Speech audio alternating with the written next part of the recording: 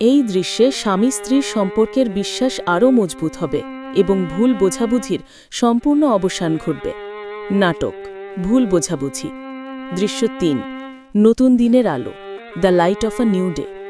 চরিত্র মোর্শেদ, গুলসানা, রহিমা। স্থান মোর্শেদ আর গুলসানার বসার ঘর এবং লাগোয়া রান্নাঘর। সময় পরের দিন সকাল। চারিদিকে স্নিগ্ধ রোদ। দৃশ্য শুরু। মোর্শেদ খুব তাড়াতাড়ি স্নান সেরে ঘরে ঢুকলেন, পরনে ফুরফুরে পোশাক। গুলসানা রান্নাঘর থেকে ট্রেতে 2টি কাপে চা আর প্লেটে নাস্তা নিয়ে বসার ঘরে এলেন। ঘর গোছানো, তার মুখে হাসি, চোখে গতরাতের অনুশোচনার ছাপ নেই, আছে নির্ভরতা। গুলসানা মোর্শেদের দিকে তাকিয়ে মিষ্টি হেসে বললেন, এসো, আজ দেরি করো না, তোমার প্রিয় গরম লুচি আর আলুর দম বানিয়েছি। কাল রাতের ধকল গেছে তো? মোর্শেদ শান্তভাবে চেয়ার টেনে বসতে বসতে বললেন, ধন্যবাদ। একটু থেমে স্নেহের দৃষ্টিতে গুলসানার দিকে তাকিয়ে বললেন, ধকল শুধু আমার নয়, তোমারও গেছে। তবে সকালের এই শান্তিটুকু বুঝিয়ে দিচ্ছে ভুল বোঝাবুঝির রাত শেষ হয়েছে। গুলসানা মোর্শেদের পাশে বসে তার হাত ধরে আলতো করে চাপ দিয়ে বললেন, আর কখনো হবে না, কথা দিচ্ছি। একটা সামান্য চিঠির জন্য আমি তোমার এত বছরের বিশ্বাসকে এক লহমায় অপমান করেছিলাম। তুমি আমাকে ক্ষমা করে দিয়েছ, এটাই আমার কাছে বড় পাওয়া। মোর্শেদ গুলসানার হাতের ওপর নিজের হাত রেখে বললেন, বিশ্বাসকে অপমান করলে না গুলসানা, তুমি হয়তো ভয় পেয়েছিলে, কিন্তু মনে রেখো, সন্দেহের চেয়ে সত্যের জোর অনেক বেশি। আচ্ছা, রহিমার ছোট ভাই গোলাপের খবর কি? গুলসানা একটু আগেই রহিমার মাকে দেখে এলাম, জ্বর অনেকটাই কম, ডাক্তার বলেছেন ভয়ের কিছু নেই। আমার খুব খারাপ লাগছে যে আমি ওর বিপদের সময় তোমায় বাধা দিয়েছিলাম। মোর্শেদ মুচকি হেসে বললেন, যাক, এখন যখন বুঝেছ তখন আর কোনো সমস্যা নেই। তারা দুজনে নাস্তা করতে শুরু করলেন। ঠিক তখনই দরজায় মৃদু কড়া নাড়ার শব্দ হল। রহিমা বাইরে থেকে, স্যার, গুলসানা আপা। গুলসানা দ্রুত উঠে গিয়ে দরজা খুললেন। রহিমা দাঁড়িয়ে আছে, হাতে একটা পুরানো খাতা, মেয়েটির চোখে কৃতজ্ঞতা ও সংকোচ।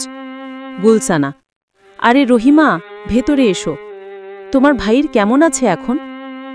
রহিমা মাথা নিচু করে বললেন, ভালো আপা, আপনার আর স্যারের জন্য। স্যার কাল রাতে না থাকলে কি হতো ভাবতে পারছি না। এই নিন স্যার, আপনার অঙ্কের খাতাগুলো।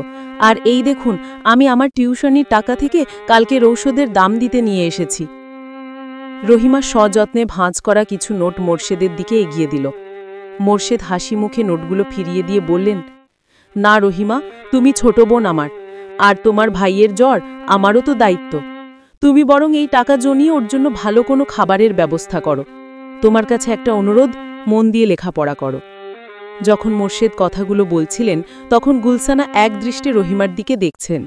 তিনি স্পষ্ট দেখতে পেলেন রহিমা কতটা সরল আর বিনয়ী। এই মেয়েটির প্রতি মোর্শেদের দরদ একেবারেই নির্ভেজাল।